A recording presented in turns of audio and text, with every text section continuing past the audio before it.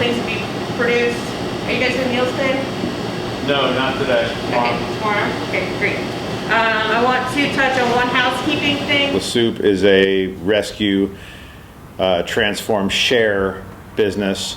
So we rescue foods that otherwise are headed for the landfill, and we sift through all of that and are able to pull the good out.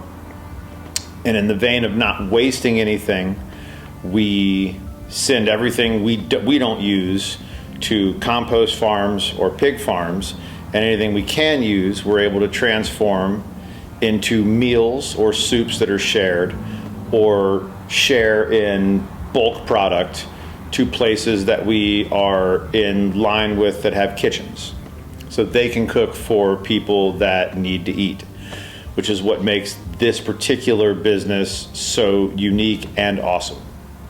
Chefs become chefs because they want to make food. It's really easy to get lost in trying to make the prettiest food or the most on the edge food, or playing with flavor combinations to try to do things that nobody else has done, versus just cooking humbly and feeding people that need to eat. So we had last year was a big year. The food rescue increased 116% comparing December 2019 and December 2020. So in December 2019, Soupe brought in 467,320 pounds. In December 2020, we had more than 1 million pounds of food come in for the year. So our 2020 rescue total was 1,008,079 pounds. This, meant a lot for our output. The number of servings that we shared increased 102%, comparing 2019 to 2020. So in 2019, La Soupe produced 351,978 portions of prepared food. And our transform kitchen produced 689,901 servings in 2020. I want to leave. Yes. There's a bunch of bread on the side. They put it in there so you could cut it. We have about sometimes we have close to 85 for lunch, and then we give out groceries. Sometimes we have about anywhere from 70 to 72 for the pantry. Stuff. Normally they would come in here. They would come in this way with a grocery cart. They would be in front of the volunteer. They would go that way, pick a couple items from here, a couple items from there, all the way around. A couple hygiene products, and they'll come all the way around to these freezers right here. We have meat in there. Family get to choose 2 or 3 meats, and a single person just get 1 meat. We wouldn't have as much stuff to give out if it wasn't for the soup. It's a big help. And them trays, people love them. They love them. And so the little cheese snacks and cabbage and all that, love it. Awesome. We wouldn't get rid of y'all for nothing in the world. Keep coming. I had a really, what other people would call a very successful and financially lucrative career that I, according to many people, was just throwing out the window. But I still wasn't happy. So I've never derived happiness from money. It's never been part of who I am. So I really had to dig deep and try to figure out what is it about food that I still like. And it came, just kept paring it down, and it became, I like feeding people. I don't really care. I appreciate dining, but I think the bigger picture is, why do some people get to dine and other people just get food? Like, isn't there somewhere that would be more of a medium? So was the first 2 years of just a regular restaurant? It was based on the Tom Shoe model, which is buy one, give one.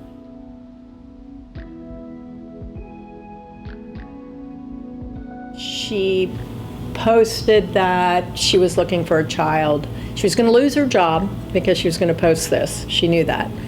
And that she was looking for the child that she saw get off the bus, but wasn't in the classroom, and they had standardized testing that day. And she found her at the bottom of the steps, too weak from hunger because she hadn't eaten since Thursday because Friday had been a snow day. So she literally had to carry this child up the steps and convince her that she needed to take this test. So the kids judge, the teachers judge, the school, the district, the state, when really this child just needed a meal, and her performance would have most likely been much better. So I literally threw a deadbolt on the door at Le Soupe and heated up everything we had, made salads, made desserts, literally everything we had. Went to Euler with an 8-foot table with it looked like a homeless person's sign, free food. But it worked. I fed, the kids would come out of school and they're like, what is that? It's free salad. You want some salad? I got some fruit. You want some soup? I mean, that's how it started. We were 900 square feet and we're now in 10,000, and we're hoping to expand that even further. We have a basement that we're trying to put more refrigeration and freezer in, so more cold storage capabilities. And that again was because until you're in it, you don't know. So we had this version of what we needed, but what we didn't put into account is how good our culinary team is and how quickly they can transform this food. If they can transform it, but they don't have anywhere to go to freeze it, if that's the stumbling block, and that seems to be the stumbling block. So we're hoping to add on and go up another 1,000 feet. Where do you think you would be without volunteers? How about that? I would have a much more sore back, and all of these soups would not be quartered. Volunteers single-handedly quart all of these soups every single day of the week. After our chefs get done making the meals, they send them down to us, and we fill them up, and I count them.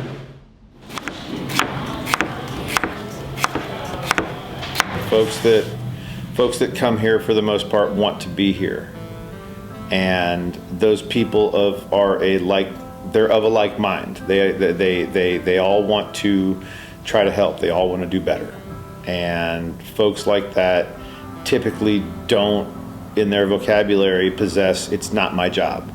It's, "Oh, you want me to take garbage out? Okay." Or, "I need to scrub grease traps? Cool." Or, "You need me to make 120 gallons of soup today?" On it. That's the kind of team that everyone wants to be a part of.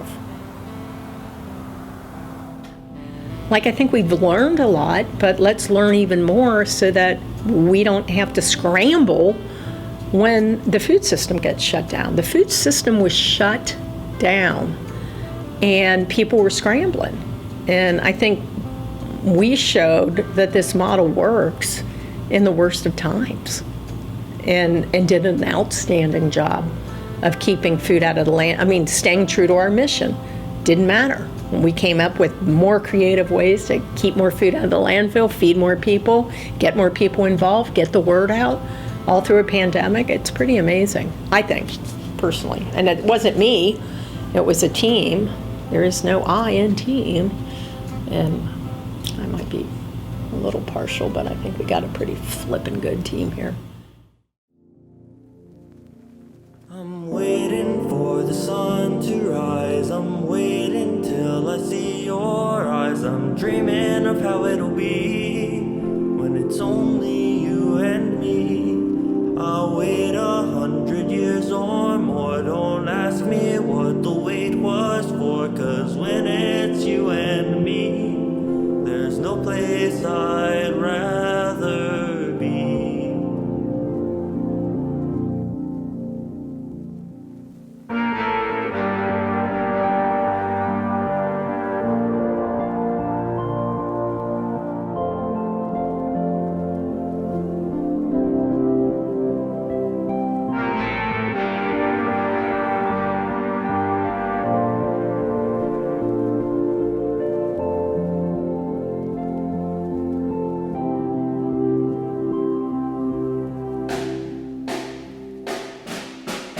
you.